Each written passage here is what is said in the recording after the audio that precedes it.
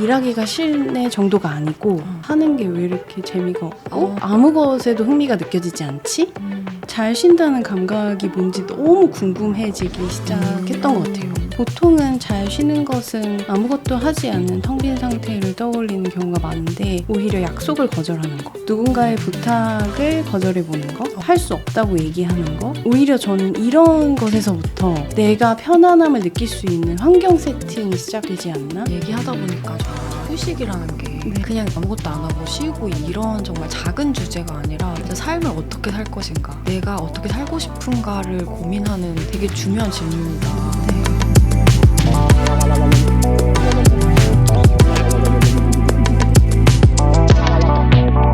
세상이 말하는 정답 말고 나다운 삶의 레퍼런스, 요즘 것들의 사생활 시작합니다. 이번 에피소드는 크리에이터의 지속 가능한 콘텐츠 제작을 원하는 스포티파이와 함께합니다. 안녕하세요 여러분, 요즘사 스토리파인더 혜민입니다. 곧 휴가철이 다가오죠. 몇 달 전부터 비행기표 끊어놓고 여름 휴가만 바라보면서 꾹 참고 버티는 분들 많으실 것 같은데요. 혹은 주말이나 연휴를 기다리면서 그때 쉴 거니까 지금은 좀 무리해도 돼 하면서 자신을 좀 다그치고 있진 않나요? 근데 정말 그렇게 쉬고 돌아오면 피로가 좀 풀리던가요? 지쳤던 마음이 좀 나아지던가요? 쉬는 동안에도 정말 이렇게 쉬어도 되는 건지 불안해하진 않으셨나요? 휴가를 다녀왔는데도 피로가 풀리기는커녕 일하기가 더 힘들어졌던 경험 다들 있으실 거예요. 그래서 오늘은 우리에게 정말 필요한 진정한 휴식에 대한 이야기를 해보려고 합니다. 잘 휴식하는 것이야말로 내 삶을 더 주체적으로 사는 방법이라고 말하는 휴식 전문가를 모셨습니다. 네, 어서 오세요. 안녕하세요, 이보라입니다. 네, 반갑습니다. 반갑습니다. 오랜만에 또 이렇게 네. 보라님을 모셨어요. 우리가 네. 2년 전에 요즘사 요지트로 할 때 또 와서 맞아요. 휴식에 대한 얘기를 네. 한창 했는데 네. 제가 그때도 지쳐있다고 하면서 어떻게 해주면 돼요? 이런 거 물어봤었는데 네. 또 그 시기가 돌아왔습니다. 그래서 네. 진짜 쉬는 이야기는 정말 중요한 건데도 자꾸 좀 우선순위에서 밀리게 되는 것 맞아요. 같아요. 그래서 네. 가끔 이렇게 다시 이렇게 이야기를 해야 되는 것 같아요. 네. 다시 우선순위를 앞으로 가지고. 네, 그래서 네. 우리 휴식에 대해서 진심인 네. 보라님을 좀 모시고 네. 얘기를 좀 해야겠다 해가지고 네. 좀 모시게 됐습니다. 네, 반갑습니다. 혹시 처음 뵙는 분도 있으니까 네. 좀 소개 살짝 해주실 수 있을까요? 네. 저는 셀프케어 플랫폼 라이프 컬러링 대표로 활동하고 있고요. 그리고 지금 거의 3년째 뉴스레터 제철휴식 발행인으로 제철휴식. 네, 저도 잘 받고 있습니다. 활동을 하고 있으며 최근에는 휴식 잡기의 기쁨이라는 네. 책을 출간해서 다각도로 휴식에 대한 영감 혹은 방법 이런 것들을 제안하는 휴식 연구가로 활동을 하고 있습니다. 네, 휴식 연구가 네. 처음 뵙는 분들은 그거를 연구를 할 게 있나? 네. 라고 생각할 수 있는데 네. 진짜 보라님이 만드는 그 콘텐츠들을 보면 네. 정말 생각지 못한 방법들도 많고 네. 우리가 정말 생각보다 휴식을 잘 못하고 있구나 이런 네. 것도 좀 알게 되는 것 같아요. 네, 저도 처음에는 개인적으로 겪었던 어려움, 그러니까 소진이나 무기력을 어떻게 돌파할 수 있을까에서 시작했다가 아 그렇게 하려면 건강한 리듬이나 루틴이 중요하겠구나. 그렇게 연구를 하기 시작하다가 그 다음 단계로 그러려면 잘 쉬어야 되겠구나. 그러려면 나를 좋아해야 되는구나. 뭐 이런 식으로 계속 어떤 자아 발견의 영역으로 연구나 탐구가 확장되어 가고 있는 것 같아요. 그래서 저도 이제 그 화두를 따라가고 있는 중인데 그 중에서도 휴식은 삶의 시간에서 정말 많은 부분을 차지하는 시간이어서 이것에 대해서 되게 다양한 관점에서 바라볼 필요가 있구나라는 생각을 하고 휴식을 매개로 나담에 대해서 이야기하는 중인 것 같아요. 맞아요. 네. 그게 되게 좋은 포인트였던 것 같아요. 그냥 휴식이 그냥 쉬는 게 아니라 네. 나다운 삶을 만드는 방법 중에 되게 중요한 요소다. 네. 이런 얘기를 많이 하시고 있는데 네. 지금은 이렇게 휴식 전문가, 네. 휴식에 진심인 그런 일들을 많이 하고 있지만 네. 사실 몇 년 전만 해도 네. 보라님도 워커홀릭이었다. 네. 뭐 일하느라고 물도 안 마시고 화장실도 안 가고 제 네. 얘기인 줄 알았어요. 제가 그랬거든요.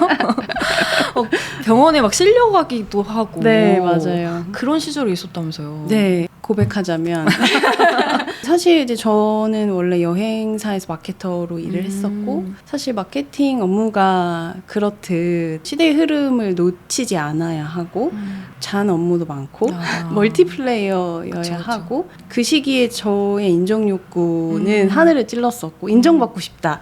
조직에서 인정받고 싶고 일을 잘 해내는 것이 최우선순위에 있다 보니 자연스럽게 나는 이제 그 우선순위에서 밀리게 되고 정말로 자연스럽게 적절한 시기 주기에 물을 마셔야 한다거나 화장실을 가야 한다거나 숨을 크게 들이셔야 된다거나 뭐 허리를 잠깐 펴주거나 뭐 고개를 한 번씩 돌려줘야 된다거나 이런 아주 기본적인 것들조차 나를 위해서 하지 않았던 시기였던 것 같고 사실 이렇게 말로 정리할 수 있었던 것도 아주 오랜 시간이 지나서 아 내가 그랬었구나 그래서 번아웃이 올 수밖에 없는 구조였구나 라고 뒤늦게 알게 됐던 것 같아요. 저도 그러니까 너무 비슷한 경험이 있어서 그리고 사실 저는 지금도 몰입을 하다 보면은 그렇거든요. 그러니까 자리에서 잘 안 일어나고 네. 물도 잘 안 마시게 되고 그래서 물을 오늘 마셔야지 딱 떠놓고 일을 다 끝내고 보면은 그대로 있거나 약간 이런 경우가 너무 많아서 뒤에서 누가 따라오는 것도 아니고 그러니까. 당장 답을 내놓으라는 것도 아닌데도 그러니까 왜 그런지 모르겠어요. 그래서 이게 나중에 보면 아 내가 너무 그렇게 나를 다그쳤구나 이런 걸 알게 되는 것 같은데 사실은 되게 아름다운 스토리는 번아웃을 극복하기 위해 퇴사를 결심하고 나를 돌보기 시작했다 였을 수도 있는데 사실 나는 그때 되게 호기로운 상태여서 마침 이제 결혼을 하면서 신혼집을 꾸미기 시작했는데 그거 이제 인테리어를 블로그에 올리면서 그게 좀 주목을 받기 시작했고 블로거로서의 더 바쁜 삶을 살아보라고 하면서 갑자기 번아웃이 할 수 왔는데 있어. 번아웃인지 몰랐어. 아, 더 나다운 일을 뭔가 할 수 있지 않을까 나라면 이런 호기로운 마음으로 굉장히 무모하게 퇴사를 결정했고 조직에 있을 때 느끼는 불안과 프리랜서로서 느끼는 불안은 좀 다르잖아요. 맞아. 그래서 정말 예상치 못했던 또 다른 프리랜서로서의 불안의 파도를 더 크게 맞으면서 그냥 자력으로 극복하기 어려운 혹은 잔잔한 어떤 자극으로 덮어지기 어려운 정도의 무기력과 소진의 시기를 만났던 것 같고 일하기가 싫네 정도가 아니고 사는 게 왜 이렇게 재미가 없고 아무 것에도 흥미가 느껴지지 않지? 라는 수준으로 갔었던 것 같고 너무 사실 낯선 감정이어서 그런 상태로 지냈던 것 같아요. 근데 그러고 나서 이거를 휴식에 대해서 또 네. 하기 시작하니까 또 제대로 탐구를 한 거잖아요. 어쩌다가 그렇게 또 하게 된 거예요? 그러니까 오히려 잘 쉰다는 감각이 뭔지 너무 궁금해지기 시작했던 것 같아요. 그러니까 예를 들면 타고나기를 잘 이완하고 잘 쉬는 사람은 그 감각이 뭔지 별로 안 궁금했을 것 같은데 그럴 수 있어, 맞아. 오히려 나 같은 경우는 와 그냥 예를 들면 일주일을 완전히 늘어져서 잘 이완하고 쉰다는 감각이라는 건 뭐고 어떤 조건이 돼야 그렇게 할 수 있고 나는 어떤 구멍이 있어서 그걸 못하는 걸까가 너무 간절히 궁금해서 연구를 하기 시작했던 것 같아요. 마치 헬스장에 있는 PT 선생님이 체대를 나온 선생님은 늘 몸쓰기에 능숙해서 초보자를 가르치기 어려운 부분 혹은 초보자의 마음을 이해하기 어려운 부분이 있겠지만 이게 왜 안 돼? 왜 안 되지? 이게 안 되세요? 지금 스쿼트가 안 되세요? 라고 할 수 있지만 나는 너무 초보자적 관점에서 이게 궁금했기 때문에 나랑 비슷한 부류의 사람들이나 동료들을 아주 기꺼이 잘 도울 태세가 되어 있었고 그리고 내가 초보자적 관점에서 발견한 것들을 나눌 수 있는 아주 낮은 자세에 겸손하고도 호기심 가득 찬 상태로 이 연구를 시작하게 됐던 것 같은데 사실 이 처음으로 돌아가자면 내가 듣던 영어 수업이 있었는데 선생님이 상담심리학 그 석사를 공부하기 시작하면서 심리학을 결합한 영어 수업을 해주시기 시작했어요. 그래서 그 선생님이 중간중간 이런 거에 대해서 네 감정은 어때? 영어 수업인데. 영어 수업인데 선생님이 이제 약간 이 공부를 하기 시작하시면서 본인이 이제 관심 있는 것들 주제로 계속 가져오시게 된 거구나. 이 감정에 대해서 계속 물어봐 주시는데 예를 들면 뭘 할 때 즐거워요? 아니면 뭐 어제는 왜 기분이 안 좋았어요? 이거를 뭐 이제 영어든 어쨌든 표현을 하라고 하는데 내가 어떤 정보나 사실에 대해서는 이야기하는 것이 익숙했는데 오늘의 내 기분? 이번 주에 왜 힘이 없었는지 뭐 이런 거를 제대로 감지하면서 살진 못했구나 라는 생각이 들면서 선생님이랑 거의 한 3, 4년 동안 영어 공부를 하면서 돌이켜보니 이거는 상담이었나? 두 가지를 얻게 되는 영어와 영어는 얻지 심리 못하고 상담을. 정말 마음에 대해서 많이 이야기하는 연습을 선생님과 나누게 되면서 내 마음이 정말 궁금해졌던 것 같아요. 그래서 처음으로 그러면 했던 게 어떤 작업이었어요? 그래서 정말 초기에 시작했던 건 내 시간을 한번 눈으로 보고 싶다. 내가 시간 사용을 어떻게 하는지 눈으로 보고 싶다. 라고 해서 사실 지난 요즘사 출연했을 때도 소개했던 방법인데 맞아. 컬러 차트를 컬러 차트로 일주일을 기록해서 일주일 동안 제일 기분 좋았던 일이 언제였는지 반대로 제일 힘들었던 일은 언제였는지 이런 것들을 감각해내는 연습을 좀 했었던 것 같고요. 그런데 그 작업을 계속 하다 보니 일주일 중에 내가 제일 좋아했던 시간이 바로 휴식이구나 라는 것이 되게 큰 발견이었어요. 사람들과 이거를 기록하면서 막 대화를 나누는데 어떤 사람은 수학 문제 푸는 게 휴식이라고 하고 어떤 사람은 나는 정리정돈하는 거 되게 못하는데 정리정돈과 청소를 해야 휴식했다는 느낌이 든다고 하고 정말 모양이 다르구나. 휴식이라는 거 내가 생각했던 것보다 경계가 좁지 않구나. 삶에 굉장히 다양한 장면을 담을 수 있는 게 휴식 시간이겠구나 라는 생각을 하면서 조금 더 공부해볼 가치가 있겠다 라는 생각을 하면서 연구가 깊어졌어요. 그때 뭐 예술가들 컬러 차트? 뭐 이런 맞아요. 걸 봤었다고 했었잖아요. 근데 막 유명한 예술가들도 되게 게으른 시간을 많이 보내더라. 나보다 게을러서 위로받고 묘하게 나 괜찮게 살고 있나? 라는 생각도 하게 됐었고 또 하나 위로받았던 지점은 그 예술가의 삶이 평생 그 루틴이 아니었을 거라는 사실. 그러니까 나에게도 좀 저속 모드의 구간이 올 수 있고 맞아. 반대로 좀 에너지가 괜찮아서 빨리 달릴 수 있는 구간이 찾아오고 늘 여러 가지 에너지 레벨의 시간이 다가오는데 내가 늘 나는 에너지가 좋아야 된다고 생각하고 늘 좋은 컨디션으로 일했으면 좋겠다고 생각하는 나의 욕심 때문에 이 시간을 받아들이지 못했던 거지. 누구에게나 이렇게 반복돼서 올 수 있구나. 그게 나를 좀 편하게 바라보게 하는 힘이었던 것 같아요. 나에게서 늘 좋은 것, 막 온전한 것, 완벽한 것만 뽑아내려고 했던 어떤 나의 환상이나 욕심이 사실은 조금 허상이 섞여 있을 수도 있었구나.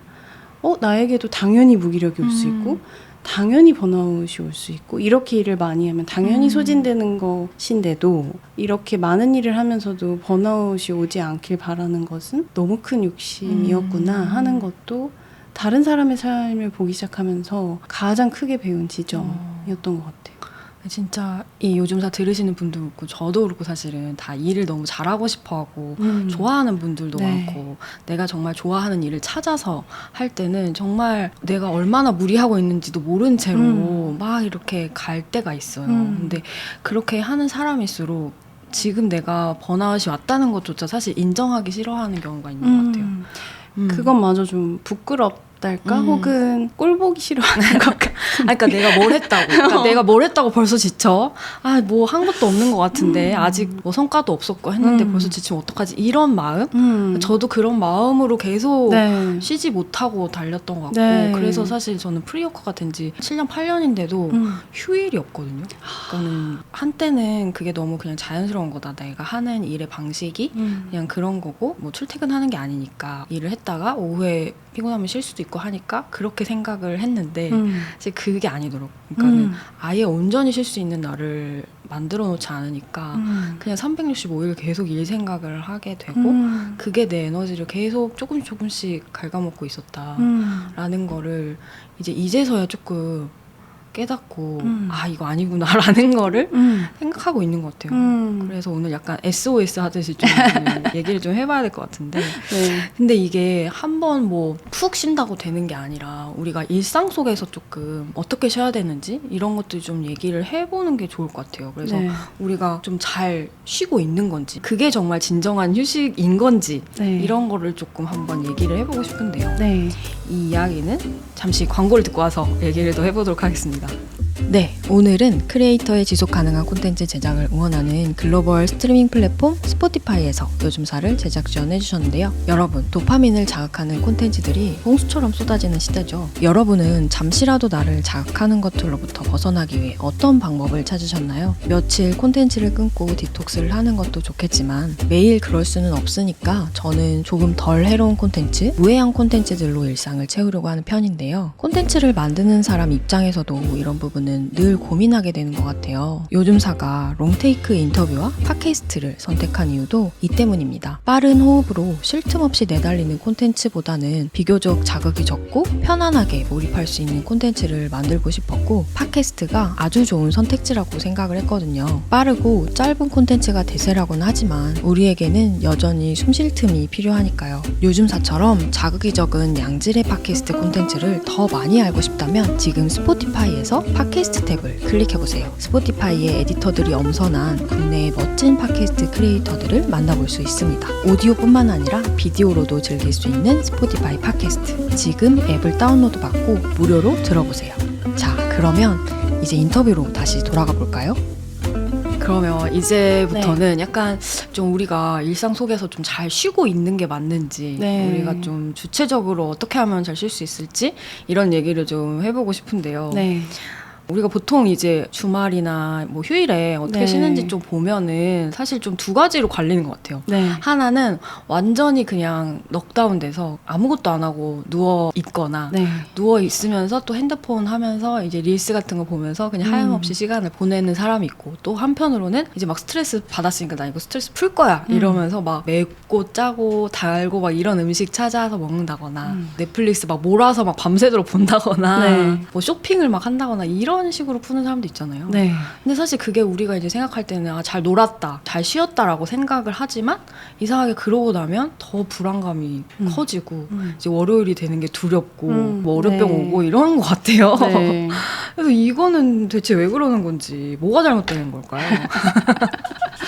시간을 어떻게 쓰느냐, 그러니까 여가 시간 어떻게 쓰느냐, 이거는 최근에 정말 많이 하게 된 생각인데 자극의 양과 질을 점검해볼 필요가 있다는 생각을 해요. 자극의 양과 질. 네, 이게 다 자극이잖아요, 사실. 그렇죠. 그러니까 이런 릴스도 자극, 맞아요. 뭐 맵고 짠 음식도 자극, 어떤 컨텐츠 재밌는 걸 보고 싶다, 이것도 자극인데 이 자극의 절대적인 양이 통제가 안 되면 그러니까 그냥 양 자체 너무 많아서 이 자극이 들어와서 내가 소화할 시간도 주지 않은 채 또 다른 자극 또 다른 자극 이렇게 넘어가다 보면 이제 하루를 보내고 밤이 됐을 때 이 소화되지 않은 자극들이 쌓여서 굉장히 각성된 채로 숙면을 방해한다거나 편한 상태로 쉬는 모드가 바로 이렇게 스위치 끄듯이 전환되지 않으니까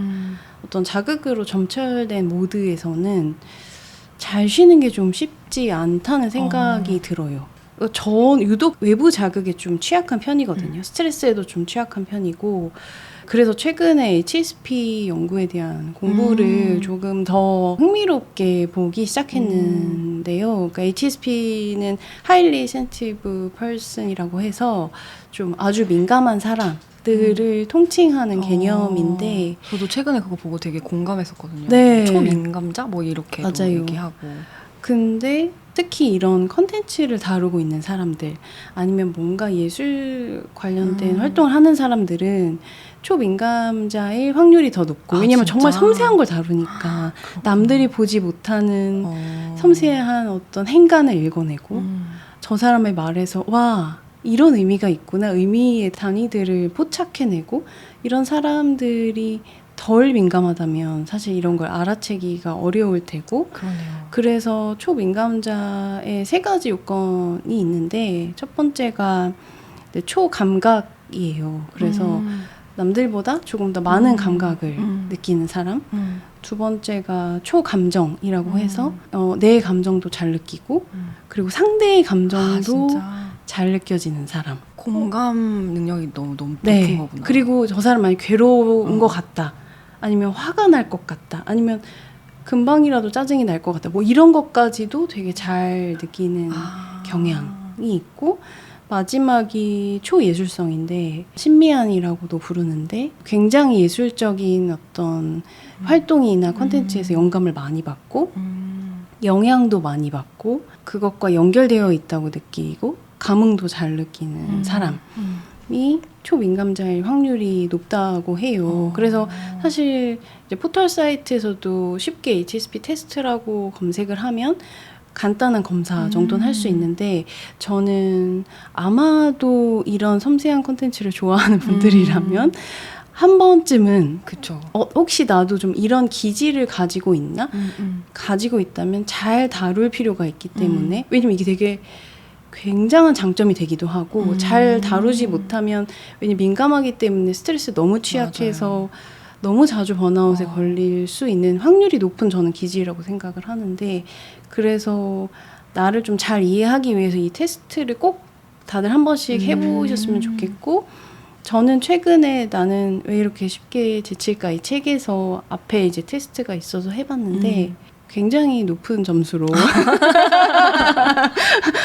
어렴풋이는 알고 있었지만 이렇게 점수로 수치화해서 스펙트럼을 확인하고 보니 아 정말 나를 섬세하게 잘 돌봐야겠구나 라는 생각을 했고 아마 혜미님도 이런 섬세한 일을 다루고 있는 사람이고 그리고 섬세한 일을 다루는 사람은 관심사도 많고 호기심도 많고 자극을 힘들어하지만 좋아하기 때문에 번아웃에 걸릴 확률이 전 높은 것 같아요. 왜냐면 일을 벌리는 것을 참기가 어렵고 왜냐면 감각을 많이 느끼기 때문에 그렇잖아요. 다른 사람이라면 그냥 스킵해버릴 어떤 것들을 맞아. 나는 이런 그쵸. 것도 하면 좋겠다. 안테나를 계속 세우고 있죠. 네.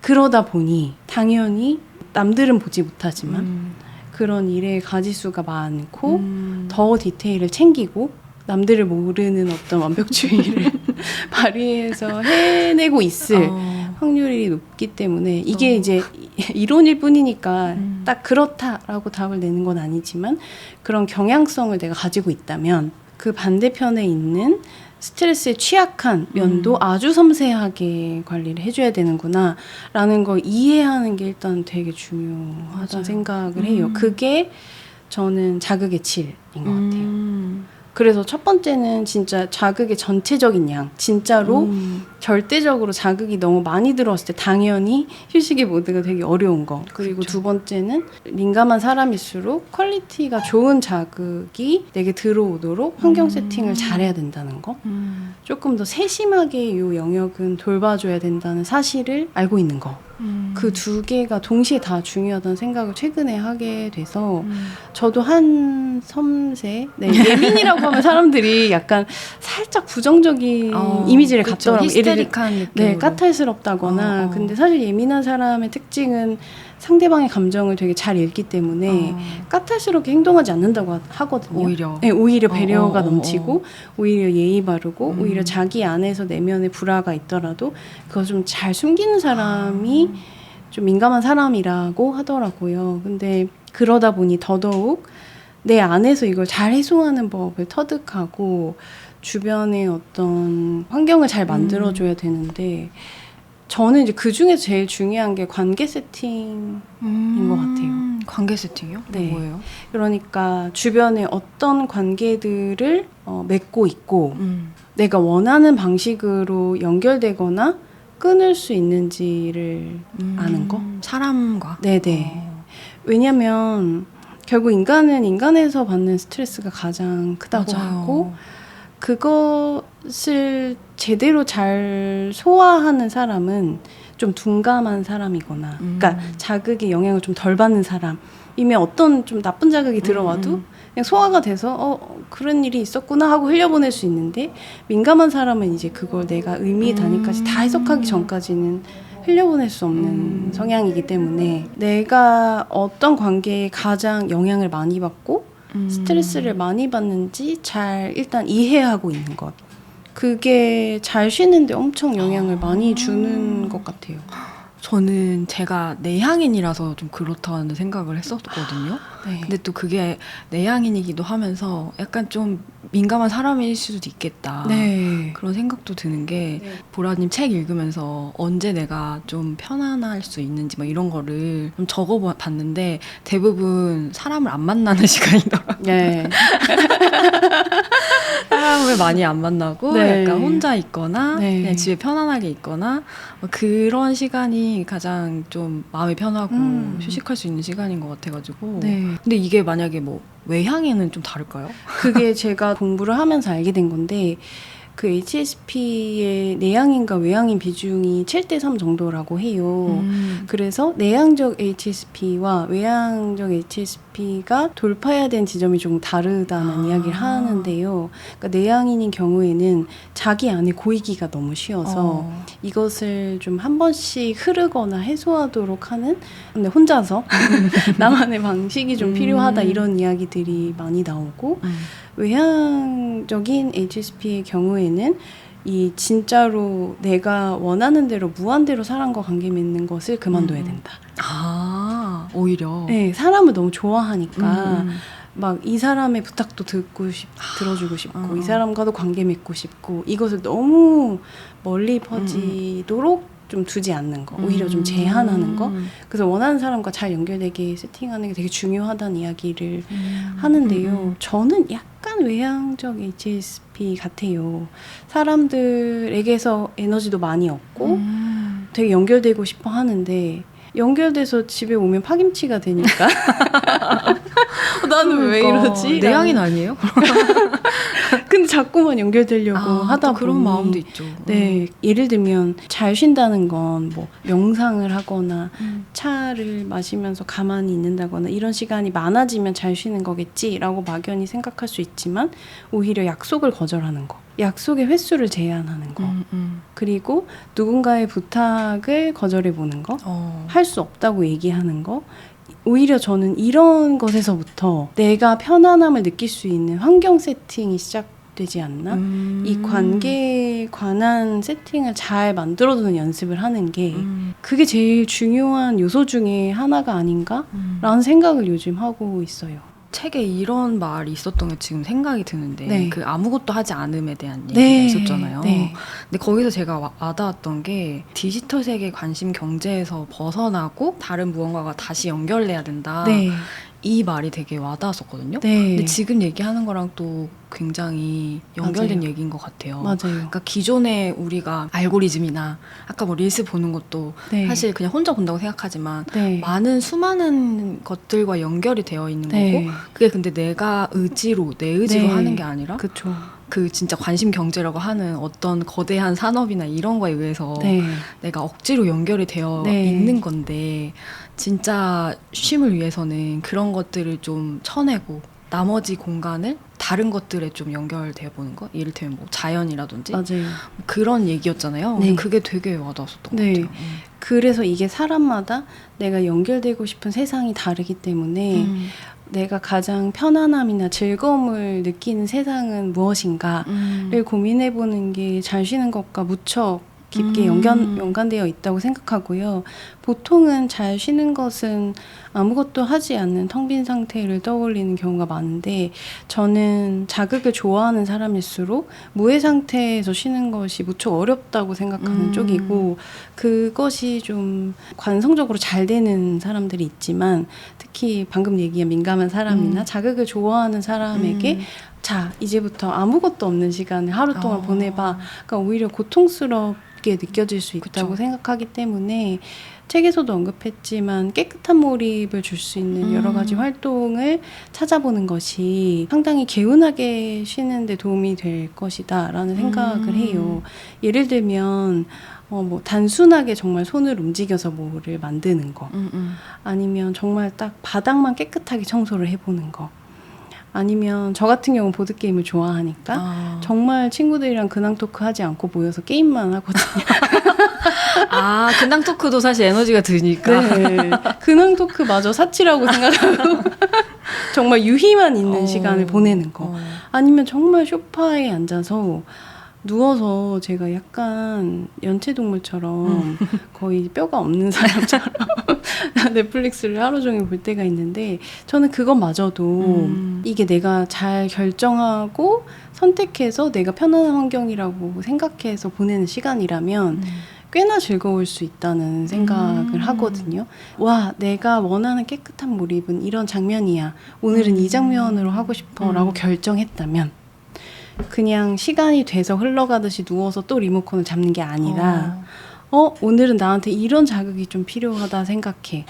아니면 일주일 동안 너무 육체적으로 힘들어서 도저히 어떤 적극적인 휴식을 취할 수는 없는 상태야 라는 것을 잠깐이나마 인지를 해내고 어떤 선택해서 시간을 쓸 수 있다면 뭔가 능동적인 선택과 연결된 시간인 것 같아서 그런 시간이 주는 휴식의 밀도는 굉장히 남다르다고 생각해요.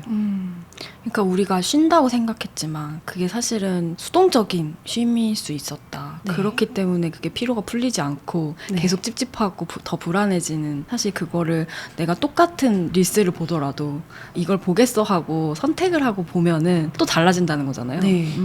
근데 저는 일도 좀 비슷한 것 같아요. 그러니까 맞아, 예를 맞아. 들면 바쁜 시기가 있을 수 있잖아요. 근데 바쁜 시기가 오는 걸 저는 막을 수는 없다고 생각하거든요. 누구에게나 어떤 과업이 정말 동시에 그쵸. 많이 주어져서 조금 더 바쁜 시기가 있고 상대적으로 여유로운 시기가 있는데 바쁜 시기에 내가 일에 끌려다니듯이 일을 하는 것과 혹은 지금은 바쁜 시기야.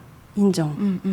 내가 선택한 거야. 지금 예를 들면 3개월은 정말 바쁠 수밖에 없는데 이렇게 해내야 되는 시기라서 한번 해보자 라고 내가 좀 더 주도권을 가지고 이 일에 위에 내가 있다는 상태로 일을 하는 것은 좀 전 다르다고 맞아요. 생각을 하거든요.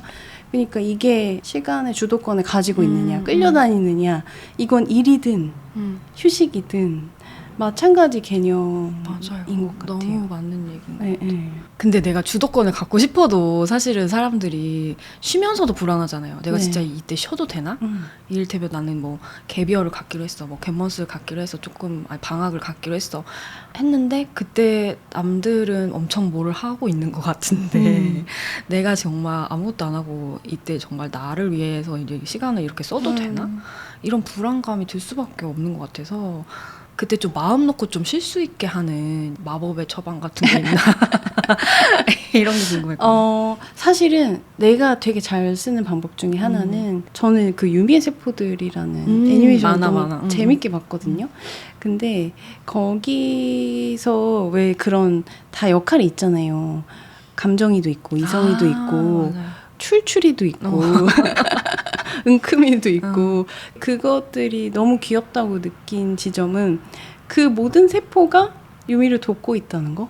그러네. 그 사실이 너무 귀여운 거예요. 나의 세포긴 한데 네. 그 세포 하나하나가 사실 나를 더 좋게 만들기 위한 유미의 생존을 노력들. 위해서 그쵸. 유미의 생존이 가장 큰 하위의 목표고 예를 들면 이 세포의 목적은 군림하거나 지배하는 상태가 아니라 결국 이 내 역할이 유미를 더 즐겁고 행복하고 유미답게 만들어주게 하는 것, 이것이 목표란 사실이 너무 귀엽게 느껴졌는데 이걸 휴식에 만약에 적용해본다면 아니면 여가 시간이나 내 삶의 시간에 적용해본다면 예를 들면 제가 연체동물처럼 넷플릭스를 보고 있는 건 저의 유희를 담당하는 유희 세포가 하는 일이고 이제 집에서 식물 기르는 걸 좋아하는데 식물에 물을 주고 관찰할 때만큼은 제가 되게 고요해지고 좀 멈춘다는 느낌이 들거든요. 어떤 걸 자세히 봐야 되기 때문에. 그럼 고요세포라는 생각이 들고 이 시간은 그리고 예를 들면 저는 창문을 이렇게 열고 환기하고 바람을 쐬는 시간 되게 좋아하는데 그럼 얘는 뭔가 환기나 기분 전환을 담당하는 세포라는 생각이 들고 내가 좋아하는 브랜드의 옷을 아이쇼핑하는 걸 좋아한다. 그걸 막 구경하는 시간 자체가 너무 재밌다.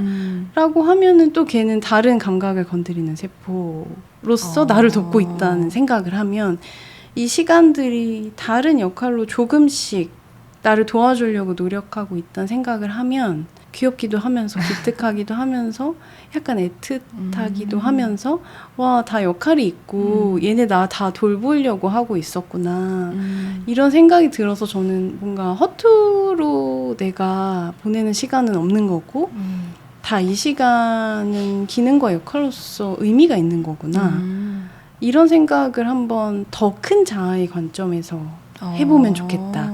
내가 어떤 세포에 함몰되지 않고 예를 들면 그 유미의 세포들 세계에서는 1세포는 그냥 원오브 댐일 뿐이거든요. 아, 1세포가? 네, 그쵸. 그 작가 세포가 때로 프라임 세포가 되기도 했지만 그건 정말 일부의 시기이고 유미도 사랑 세포가 프라임 세포가 되기도 했고 내가 중요하게 생각하는 가치들에 따라서 약간의 세포들의 중요성은 바뀌겠지만 결국 걔는 그냥 나의 일부고 일부로서 예를 들면 나의 뿌듯함이나 성취감을 잘 충족시켜주는 세포로서 1세포가 활약할 때도 있고 뭐 돈을 버는 역할로서의 활약을 할 때도 있고 그렇게 나의 일부일 뿐이라는 것을 인지를 하고 나면 사실은 나는 더 큰 사람이구나. 나는 세포 정도가 아니라 이것들을 다 관장하고 있는 더 큰 자아구나 라는 생각을 좀 큰 시선에서 해보는 것이 저는 도움이 되는 것 같아요. 뭔가 진짜 똑같은 행동을 하더라도 네. 어떻게 내가 이거를 생각하느냐에 따라서 너무 달라진다는 거잖아요. 네. 그 이후에 어떤 효과나 과정도. 네. 그래서 언어를 저는 부여해주는 게 되게 중요한 것 같은데 예를 들면 이제 저희 남편은 저보다 훨씬 에너지 레벨이 낮고 뭔가에 몰입해서 되게 집중을 하지만 그 에너지가 금방 소진되면 아주 혼자만의 시간이 길게 필요한 유형인데 그것의 이름을 저희가 에너지 보호 시간이라고 붙였어요.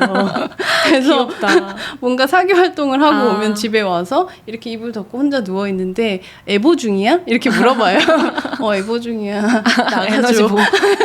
보호하는 시간에 보호라고 줄여서. 그래서 너무나도 정당하게 저희가 서로 인정하는 시간이거든요. 애보 시간에 절대 건드리면 안 돼. 충전이 될 때까지 기다려줘야 한다. 그거를 서로 이제 룰처럼 지키는데 그것처럼 넷플릭스를 내가 재밌게 보는 시간? 얘는 무슨 역할을 하고 있었지? 내가 일주일 동안 너무 진지한 얘기만 했고 너무 무거웠고 너무 책임감도 많았고 근데 재밌는 거 보면서 내가 막 깔깔대면서 웃고 있네. 와, 얘가 기능이 있었다.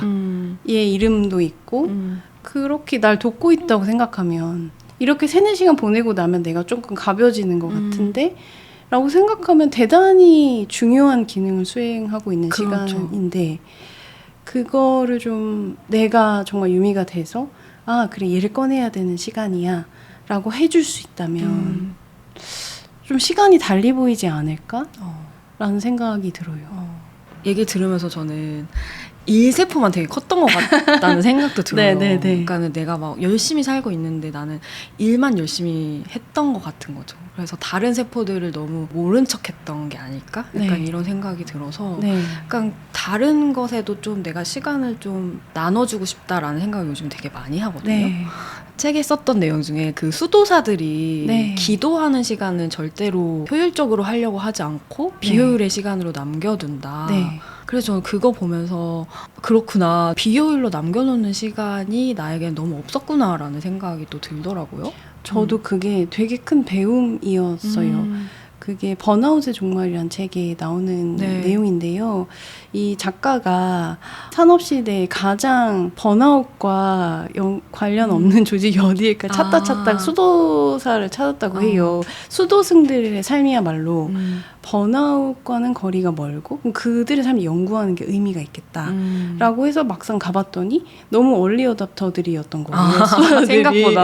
막 기술 첨단 기술 막 다 돼 있고 막 그런 효율적으로 다 측정하게 돼 있고 그런데 그 이유가 기도에 집중하기 위해서였다. 라는 것을 발견하고 무척 충격을 받았다고 해요.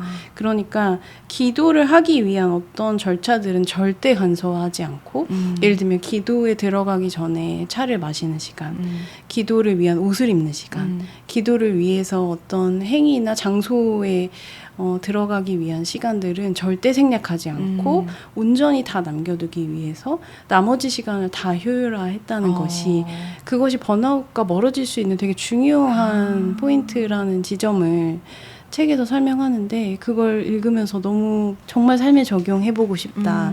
그리고 한편으로는 내 삶의 기도는 뭘까? 그러니까 내 삶에서 내가 아주 느리고 비효율적이지만 낭만적이거나 사치스럽게 남기고 싶은 영역은 무엇일까? 라는 질문이 남았어요.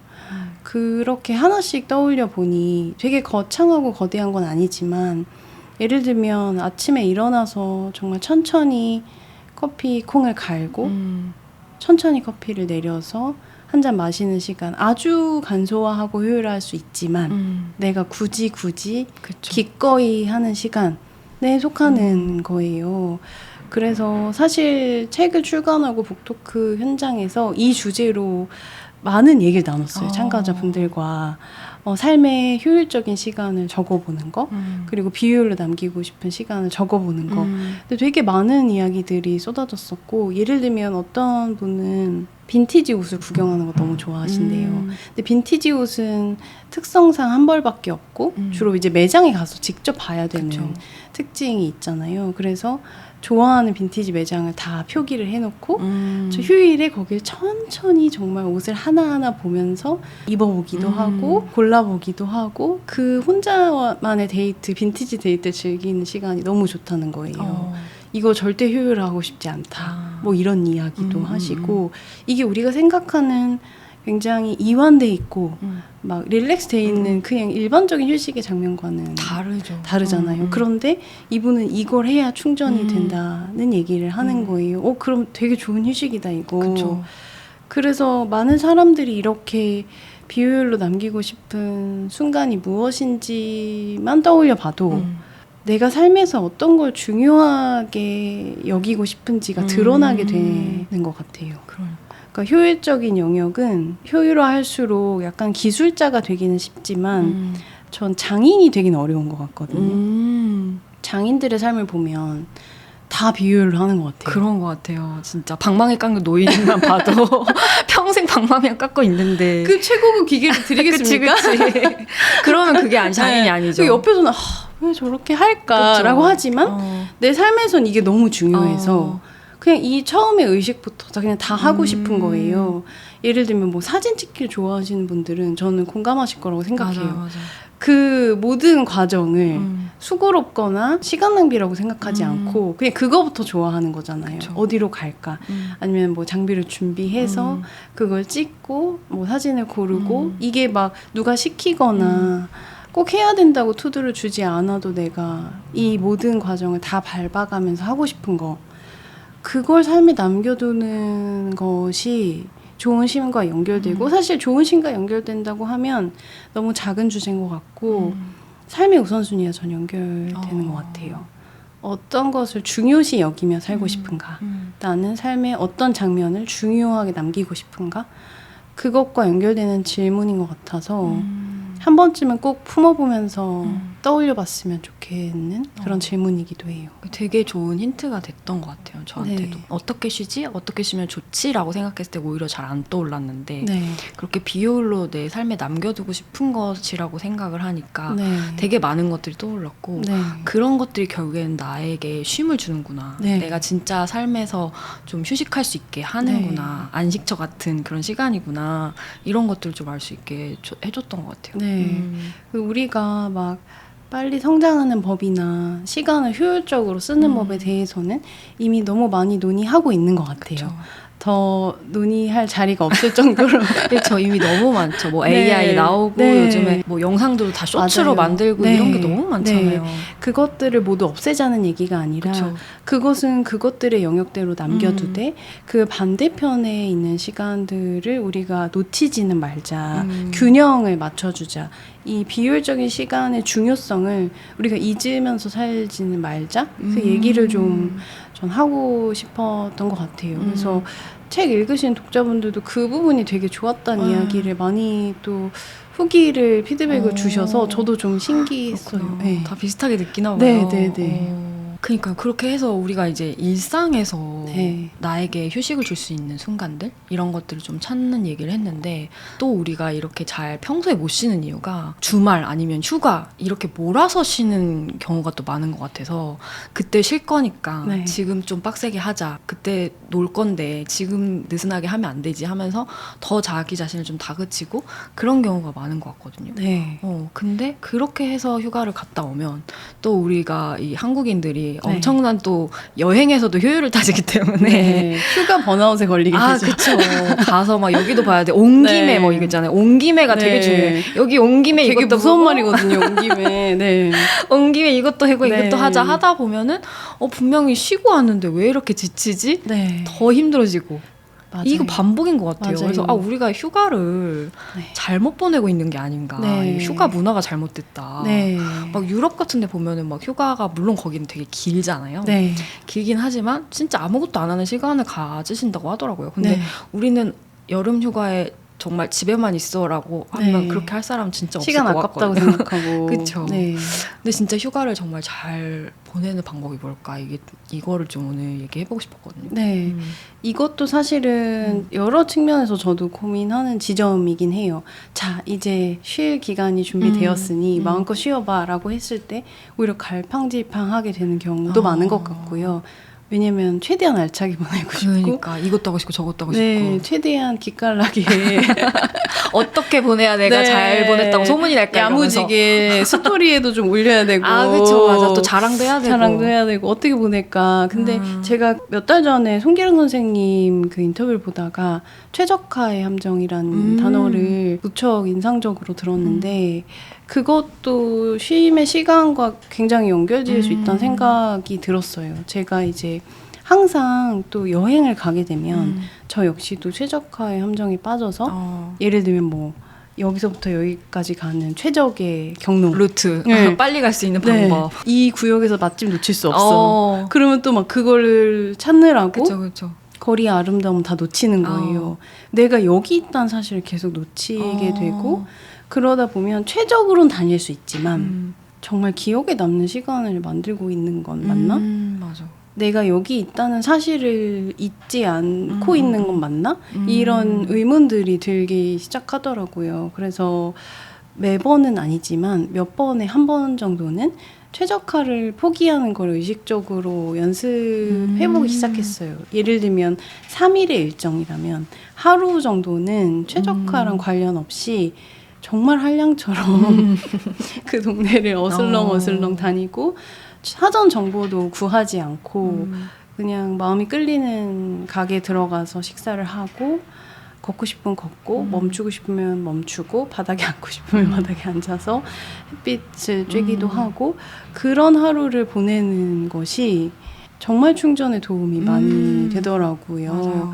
사실은 여행은 우리가 도파민이나 자극으로 점철된 시간으로 보내고자 하면 정말 그렇게 끝까지 갈 수도 있지만 또 장점은 장소의 전환이 주는 새로운 시도를 가능하게 하기 때문에 휴식을 연습할 수 있는 굉장히 좋은 장이라고 또 저는 생각을 하거든요. 그래서 그런 식으로 최적화를 포기한 하루를 의도적으로 만들어 보는 거. 그래서 저는 그런 날은 사진도 거의 찍지 않거든요. 일부러. 그리고 예전엔 처음에 이걸 시도했을 땐 너무 사진을 찍고 싶은 거예요. 그래서 그러면 한 지역에서 한 장만 한 장 찍었으니까 끝 약간 이런 식으로 연습을 해보기도 했어요. 그래서 이게 정말 드라마틱하게 한 번에 딱 마음먹어서 이런 하루가 완벽히 만들어진다 이런 느낌이라기보다는 내가 에너지가 좋은 날에 내가 가능한 여정이 이 날은 가능하겠다라는 날이 있으면 최적화와 상관없는 이 동네의 최고의 한량이 되어보는 시도를 해보면 어떨까. 근데 이게 일상에서도 전 가능한 것 같거든요. 그러니까 예를 들면 최근에 제가 한량 같다고 느꼈던 날이 뭔가 붕 떠서 이제 뭐 어디 가기도 에너지가 안 되고 그렇다고 집에 있기는 좀 답답해서 정말 슬리퍼를 질질 끌고 동네 한 바퀴를 쭉 걷다가 동네에 약간 가게 앞에 평상을 둔 그런 가게가 있는데 그 가게가 마침 휴무일이어서 거기 그냥 평상에 앉아서 남의 평상에 남의 평상에 앉아서 지나가는 사람들을 할 일 없이 지켜봤는데 요즘 내 삶에 이런 시간이 되게 없었던 것 같다라는 생각도 들고 이런 나태한 내 자신이 너무 자랑스러운 거예요. 이런 하루를 보내고 있다니. 그리고 사람들은 어디 이렇게 바삐 가는데 난 바쁜 일도 없고 그런 하루 속에 내가 있다는 감각을 온전히 느낀 시간이었던 것 같은데 꼭 여행이 아니더라도 삶에서도 그런 최적화가 없는 하루 그런 하루를 만들어보는 게 회복의 감각이 얼마나 도움이 되는지를 실험을 해보면 좋겠다는 제안을 하고 싶어요. 좋은 것 같아요. 네. 그러니까 휴가라고 해서 또 알차게 보내야지 네. 이런 것도 있지만 네. 하루 정도는 빼가지고 네. 좀 덜 알차게 네. 덜 최적화된 네. 전혀 야무지지 않은 야무지지 않은 네. 그런 날도 한번 연습을 네. 해보는 걸로 네. 그러니까 일상에서 잘 못하니까 네. 그런 휴가가 있을 때 한번 해보면 네. 좋지 않을까. 네. 사실 막 주말이나 이럴 때는 또 할 일들 머릿속에 계속 둥둥 떠다니고 맞아요. 사실 그렇게 한량처럼 보내기가 좀 쉽지 않잖아요. 네. 근데 휴가에는 그래도 좀 시간이 있으니까 네. 약간 그렇게 보내보는 것도 너무 좋을 것 같아요. 맞아요. 그래서 절대 하루에 막 2지역 가는 거 절대 금지고요. 너무 숙소 주변에만 머물기. 숙소 주변에서 최대한 로컬인 척하면서 최대한 할 일 없음을 드러내며 보내는 하루를 보내보시면 역할극 하듯이 걔도 유미세포의 어떤 세포쯤 아닐까. 그렇죠. 네, 한량세포 정도 맞아. 걔를 좀 끌고 와가지고 도움을 받아보면 어떨까. 네. 근데 얘기 들으면서 저는 생각보다 잘 쉬고 있었는데? 라는 생각이 또 네. 들기도 해요. 저도 이제 한량처럼 보내는 시간을 좋아하거든요. 네. 그러니까 여행 가서도 꼭 어디에 많이 가야 된다는 여행보다는 그냥 하루에 한 곳 정도 가고 네. 아니면 그냥 뭐 수영장이 있는 리조트면 거기에 그냥 하루 종일 누워 네. 있는다거나 그런 시간을 진짜 좋아하거든요. 네. 근데 왜 이렇게 됐지? 그거를 좀 더 일상의 시간으로 데리고 오는 연습을 해보면 좋을 것 같아요. 왜냐면 이미 그 근육은 연습이 되어 있다는 생각이 들고 이거를 일상에서 내가 지쳤을 때 네. 중간중간 한 번씩 잘 넣어주는 연습을 조금 더 해볼 수 있다면 그게 그냥 삶의 시간이 될 수 있다면 맞아요. 그 회복의 감각이 훨씬 더 많은 도움이 될 것 같아요. 그러니까 자꾸 미루는 습관이 있는 것 같긴 해요. 휴식을. 네. 좀 미루고 나중에 몰아서 약간 그러다 보니 사실 이렇게 일하다 가는 휴가는 네. 정말 막 모험하는 여행 하기에는 에너지가 없고 네. 그러니까 자꾸 약간 호캉스나 쉬는 휴양지나. 시간을, 휴양지, 네. 휴양지를 네. 찾게 될 수밖에 없는 네. 것 같긴 하거든요. 맞아요. 그러다 보니 이렇게 누워있고 이런 시간으로 보내긴 하는데 이제 돌아오면 다시 일상으로 네. 다시 돌아와야 되고 그런 것들이 좀 괴롭더라고요. 맞아요. 그래서 사실 제가 지금 또 소진이 된 시기예요. 네. 몇 년에 한 번씩 번아웃을 겪고 네. 좀 괜찮아졌다가 또 다시 번아웃이 겪고 이런 거를 반복을 하고 있더라고요. 네. 어떻게 하면 좀 이번에는 좀 적극적으로 좀 내가 좀 제대로 회복을 하고 그냥 잠깐 쉬는 게 아니라 약간 일상에서도 좀 이거 적용할 수 있는 거를 좀 많이 갖춰놔야겠다? 네. 약간 이런 생각을 좀 하게 된 것 네. 같거든요. 근데 문제는 이렇게 이제 다 에너지를 써버리고 나면 네. 몰아서 쉬려고 할 때 에너지가 없어요. 그쵸. 뭘 해야 될지도 모르겠고 뭐 재밌는 것도 모르겠고 그런 걸 찾는 것 자체가 버겁게 느껴지거든요. 네. 그럴 땐 또 어떻게 해야 되나? 네. 이게 사실은 잘 쉰다는 것도 에너지가 전 드는 일 같아요. 그러니까요. 네. 왜냐면 아까 이야기 나눈 것처럼 능동적으로 시간을 선택하는 일이기 그쵸. 때문에 그러려면 아이디어도 좀 필요하고 내 상태를 감지할 수 있는 정도의 에너지도 필요하기 때문에 그래서 잘 쉰다는 건 평생 한번 익혔다고 해서 완전히 내 것이 되어서 계속 유지될 수 있는 감각은 또 아닌 것 같아요. 그래서 잘 쉬려고 좀 마음먹은 시기, 좀 그 시간이 여유롭게 주어졌을 때는 저는 약간 이런 방법도 도움되는 것 같아요. 몸 관리나 운동을 업으로 삼은 사람처럼 몸의 건강에만 집중하는 시기를 보내는 거. 한 가지에. 네. 그러니까 오히려 저는 아무것도 하지 말아라 이러면 더 어렵죠. 조미술시고 그리고 뭐 그러다 보면 이상한 자극에 또 휩쓸 맞아요. 기준이 없다 보면 불안해지니까 네. 또 딴 거 하고 있어요. 그러면 또 한번 일을 벌려볼까? 맞아. 그 친구한테 연락해볼까? 이러기 시작하면 사실은 이제 약간 흐지부지 되기 쉬운데 내가 예를 들면 한 달이다. 네. 그러면 한 달간은 정말 몸의 상태를 최상으로 올릴 수 있는 마치 정말 운동선수들이 하듯이 아침에 일어나서 좋은 거 먹고 좀 원하는 운동도 그 운동이 1번 스케줄인 거예요.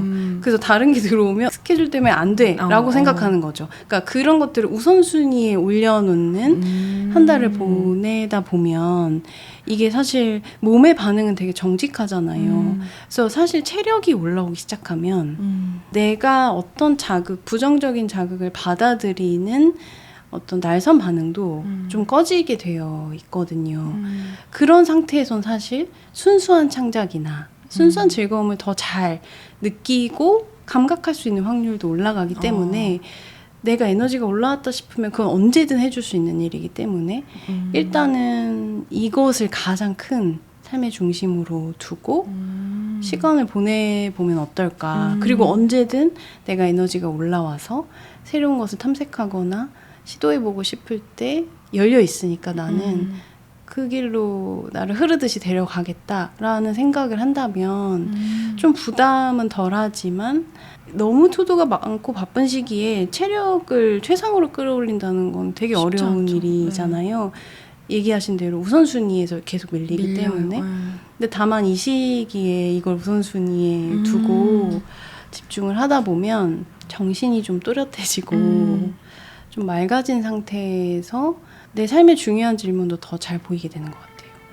아, 내가 바빠서 미뤄두었던 내 삶의 중요한 질문에 대한 답을 또렷한 관점으로 답할 수 있는 상태. 이런 상태에서는 더 나에게 맞는 결정을 할 수 있는 확률이 올라가고 그럼 다음번 일로 돌아갔을 때 맞아. 나한테는 이게 중요한 거였어.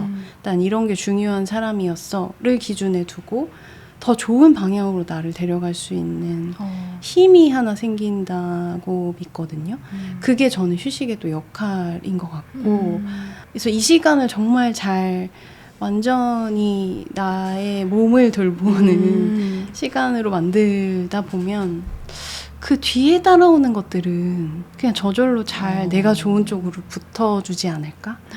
되게 현실적인 조언인 것 같아요. 네. 그러니까 막 지금 마음이 지쳤으니까 뭐 마음을 돌봐라, 뭘 네. 해라 이런 거보다도 네. 사실 마음과 몸이 연결돼 있잖아요. 맞아요. 그러니까 몸이 일단은 피곤하니까 아무것도 하기 싫은 것도 있는 것 같거든요. 맞아요. 그래서 진짜 체력이 올라가면 정말 다른 것들은 저절로 해결될 수도 있다라는 게 정말 와닿고 제가 바쁠 때 맨날 핑계 대면서 운동 또 못했네 막 이런 식으로 핑계를 대는데 만약에 쉬는 기간을 갖게 되면 정말 그 핑계 없이 핑계 불가한 시간. 오롯이 정말 운동선수처럼 그런 네. 시기도 진짜 한번 가져보고 싶다는 그쵸. 생각이 들어요. 저는 막연하게 혼자 상상 혹은 망상 같은 거 할 때 있잖아요. 저에게 원하는 정도의 안정적 경제 환경이 주어진다면 어떻게 살고 싶나? 어떻게 살고 싶나. 근데 되게 의외로 제가 진짜 운동선수처럼 살고 싶다는 생각을 한 거예요. 그냥 진짜 내 몸 하나 챙기면서 몸만 챙기는. 그래서 몸 하나 잘 챙기고 컨디션이 올라왔을 때 정말 내가 쓰고 싶은 글을 마음껏 쓰며 살고 싶다. 근데 제가 이 생각을 한 게 너무 놀라웠어요. 저는 막 전혀 다른 걸 생각했거든요, 사실은. 그러니까 뭐 예를 들면 취미 생활을 더 확장해 본다든지, 그쵸. 네, 뭐 새로운 곳에 여행을 많이 다닌다든지 그런 삶을 꿈꾸지 않을까라고 생각했는데 제가 의외로 이런 생각을 하는 거 보면 저 역시도 좀 긴 호흡의 휴지기가 주어졌을 때 이렇게 한번 왜 안 돼? 라는 생각을 하기도 하고 역으로 나에게 모든 조건이 다 갖춰졌다면 어떻게 살고 싶은가 뭐 이런 질문을 스스로에게 해보는 것도 긴 휴가를 보내는데 아이디어가 되지 않을까? 그런 생각도 들어요. 되게 좋은 방법인 것 같아요. 네. 그게 지금 휴가철이기도 하니까 또 다른 분들한테도 네. 힌트가 될 것 같기도 네. 하고. 모두 같을 것 같진 않거든요. 맞아요. 그래서 뭐 이미 나는 체력은 있을 수 있죠. 괜찮은데? 라고 한다면 궁극적으로 막 모든 걸 다 잃었다고 생각할 때 그 다음의 삶을 어떻게 살고 싶은가, 삶이 덤처럼 느껴질 때 난 뭘 하고 싶은가, 뭐 이런 것들 떠올리다 보면 진짜 내가 원하고 중요하게 여기는 것들을 발견할 수 있을 것 같아요. 진짜 얘기하다 보니까 정말 휴식이라는 게 네. 그냥 뭐 아무것도 안 하고 쉬고 이런 정말 작은 주제가 아니라 네. 진짜 삶을 어떻게 살 것인가, 네. 내가 어떻게 살고 싶은가를 고민하는 되게 중요한 질문이다 네. 라는 생각이 또 들어요. 네, 맞아요. 그래서 저는 보라님이 이렇게 오랫동안 네. 꽤 몇 년 맞아요. 정도 됐죠? 이 연구를 한 지 4, 5년 정도 된 것 같아요. 네. 그러니까 그렇게 오랫동안 진짜 휴식의 진심이었잖아요. 네. 많은 사람들도 만나고. 네. 근데 그러면서 보라님의 삶도 좀 많이 달라졌을 것 같다? 네. 그런 생각이 들거든요. 저랑 많이 친해진 것 같아요. 테이프를 돌려서 그 제가 번아웃으로 고생했던 네. 회사 생활했던 워커홀릭이었을 네. 때를 떠올려 보면 저랑 많이 안 친했던 것 같아요. 그게 좀 제일 슬픈 지점이거든요. 내가 나랑 대화를 충분히 잘하고 있는 상태, 나랑 친해서 내 상태를 자주 물어봐 줄 수 있는 상태는 아니었던 것 같고 그럴 땐 필연적으로 잘 쉬기 어려운 것 같아요. 왜냐면 내 상태를 감지하기 어렵기 때문에 당연히 뭔가 마음의 신호를 알 수 없고 그런 상태에서는 아까 얘기한 다른 것들이 내 우선순위에 계속 올라가기 때문에 나를 돌본다는 감각 자체가 굉장히 낯설고 이해가 잘 되지 않는 감각처럼 느껴질 것 같거든요. 근데 저도 때때로 번아웃이 많이 오고 소진을 느끼지만 그래도 다시 중심을 잡게 만들어주는 건 쉼인 것 같아요. 저 스스로 흔들리거나 소진이 되지 않는 상태를 영원히 만드는 건 좀 불가능하다고 생각하거든요. 늘 평생 저는 겪을 거라고 생각하고 다만 다시 중심을 잡는 연습을 저는 계속 하는 것 같아요. 쉼을 계속 연구했다고 해서 내가 번아웃이 안 오는 게 아니라 네. 또 올 거지만 네. 그거를 내가 다시 다잡을 수 있다라는 믿음? 네. 이런 게 생겼군요. 네. 삶의 많은 위기나 시련도 마찬가지인 것 같거든요. 어떤 삶이 뒤통수를 때릴 때도 많고 그렇잖아요. 예를 들면 뜻하지 않게 제가 어떤 질병에 걸리거나 사고를 당하거나 사랑하는 사람들이 어떤 사건을 겪는 것은 제가 막을 수가 없는 일이잖아요. 전 신이 아니기 때문에. 근데 다만 내가 할 수 있는 건 그런 일을 겪었을 때 다시 내 중심을 어떻게 잡는 연습을 그동안 해왔는가. 그러니까 그 부처의 말 중에 두 번째 화살을 맞지 말라 그런 말이 있어요. 그게 첫 번째 화살은 외부에서 오는 사건들이거든요. 그건 막을 수 없다고 해요. 근데 두 번째 화살은 그 사건을 해석하는 나의 능력. 그 두 번째 화살은 내가 나한테 쏘는 화살이거든요. 그 화살만큼은 내가 통제할 수 있다는 얘기를 해요. 그런 것처럼 쉼을 통해서 저는 그걸 연습할 수 있다고 생각을 하거든요. 삶이 아무리 나를 쥐고 흔들려고 해도 다시 나 혼자 조용히 고요히 회복하는 시간 속에서 중심을 다시 찾으려고 하고 거기서부터 또 나아가려고 하기 때문에 인간이 아름답다고 생각을 하는데 그 지점을 쉼이 잘 찾아줄 수 있을 거라고 생각하고 과거의 저를 떠올려보면 그 연습이 매우 부족했기 때문에 저를 존중하는 방법을 많이 잃었었던 것 같고 그래서 계속 잘 쉬면서 저랑 친해지고 또 저를 계속 존중하는 연습을 하고 있는 것 같아요. 그래서 계속 많은 사람들에게도 이 연습을 같이 해보면 좋겠다라는 이야기를 아직까지 멈추지 않고 하고 네, 있죠. 하고 있는 것 같아요. 맞아요. 덕분에 네. 제가 휴식에 대해서 잊어버릴 때마다 네. 보라님의 이 글들이나 이런 네. 콘텐츠를 보면서 아 맞아 내가 이거 잊고 있었지 하면서 다시 돌아오게 네. 되는 것 같고 네. 또 이렇게 초대해서 또 얘기도 들어보게 되는 네. 것 같고 오늘 듣다 보니까 진짜 우리가 휴식을 정말 우선순위에서 항상 뒤쳐져 있고 아니면 몰아서 하는 걸로만 생각을 했는데 그게 아니라 일상에 계속 두는 연습들, 아까 말했던 뭐 비효율의 시간을 나에게 주는 연습들, 네. 어떤 세포의 이름을 붙이는 연습들, 네. 이런 것들을 조금씩 하다 보면 내가 진짜 어떤 정말 힘든 순간이 오거나 아니면 네. 진짜 번아웃이 또 오거나 했을 때 다시 일으켜 세울 수 있는 어떤 근력이 되지 않을까? 맞아요. 그래서 저는 늘 저를 잘 쉬면서 조금씩 더 사랑하게 되는 것 같아요. 그래서 이게 단순히 여가 시간이나 휴식 시간에 국한되는 일은 아닌 것 같고, 아까도 잠깐 얘기했지만 일과 관계에 있어서도 이 휴식에서 잘 연습해 놓으면 어떤 선택을 하든 결정을 하든 나를 돌보는 방식의 방향으로 나아갈 때 꽤 많은 도움을 얻을 수 있다고 생각을 하거든요. 그래서 늘 어떤 선택을 할 때 제 기준은 이제 사랑이냐 두려움이냐 예요. 틱틱붐이란 영화에 나온 대사였는데 어떤 굉장히 자기 일을 계속 열심히 하고 싶은 아티스트가 친구의 성공을 보고 잠깐 흔들리게 되면서 잠깐 그 친구랑 비슷한 업을 해볼까? 뭐 이런 고민을 하게 되는데, 그때 그 아티스트가 결정적으로 다시 자기 일을 하게 되었던 선택의 기준이 이 선택을 내가 사랑으로 하고 있느냐 혹은 두려움으로 하고 있느냐, 이걸 자신에게 물어보고 사랑이 한 선택이었으면 좋겠다. 이 일을 사랑해서 계속하고 싶었으면 좋겠지 두려워서 이 일을 시작하는 것은 아니었으면 좋겠다 라는 이야기를 하는데 너무 와닿아요. 네, 앞으로 어떤 선택을 하든 계속 저에게 물어봐주고 싶은 거예요. 지금 앞으로 나아가려고 하는 이 마음이 너를 사랑해서야? 아니면 뭔가 두려워서야? 불안해서야? 라고 물어봐 준다면 제가 늘 두렵거나 불안할 때 엉뚱한 선택들을 하더라고요. 아니면 약간 맞아. 급발진 같은 선택을 그쵸, 한다거나 단계에 맞지 않는 선택을 한다거나, 근데 그럴 때 꼭 탈이 나는 경우가 많았기 때문에 계속 어떤 걸 사랑하는 마음으로, 좋아하는 마음으로, 나를 돌보고 싶은 마음으로 이것이 기준이 돼서 선택을 하고 싶다. 그렇다면 최소한 삶이 내 것 같다는 느낌은 들 것 같다. 이런 생각을 하게 됐는데, 쉼의 순간도 마찬가지고 다른 어떤 일이나 관계나 삶의 순간의 선택도 이 기준을 가지고 질문을 하다 보면 꽤 올바른 선택을 할 수 있게 되지 않을까? 진짜 들으면서 네. 내가 했던 선택들이 두려움 때문이었나? 네. 사랑 때문이었나? 이런 거를 또 되돌아보게 되는 것 같기도 하고 네. 되게 중요한 지표가 될 수도 있겠다는 생각이 들었어요. 전 사실 제가 지금 힘든 상태인 것 같아서 네. 오늘 얘기 들으면서 되게 많은 힌트가 됐던 것 같고, 앞으로 휴식을 선택을 하든 네. 아니면 어떤 새로운 일을 벌이든 그런 것들을 할 때 오늘 해준 얘기들이 되게 많은 도움이 될 것 같아요. 진짜. 네. 도움이 될 수 있다면 너무 또 뿌듯한 마음이고요.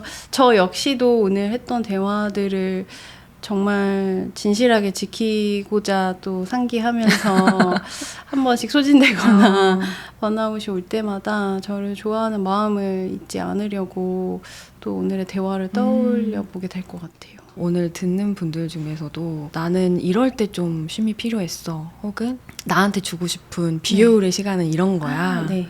라는 거 있으면은 댓글로 좀 나눠주셔도 너무 좋을 것 같아요. 네네네. 그러면 같이 보면서 네. 이런 것도 있을 수 있구나, 네. 이렇게도 생각할 수 있구나 라는 게 서로한테 또 힌트가 되잖아요. 맞아요. 요즘사가 또 나다운 삶의 레퍼런스인 그쵸. 것처럼 휴식에도 진짜 레퍼런스가 많이 필요하거든요. 그래서 내가 비율로 만들고 싶은 시간들을 각자 남겨주시면 정말 좋은 레퍼런스가 맞아요. 될 것 같아요. 그리고 제가 요청드린 게 있는데 네. 보라님한테 제가 나다운 휴식을 찾는 도구들 네. 요청을 드렸는데 혹시 가져오셨나요? 네.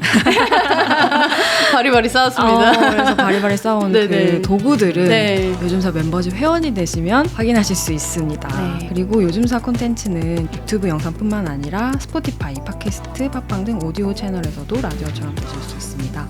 출퇴근길에 작업하면서 편하게 들으시면 좋을 것 같아요.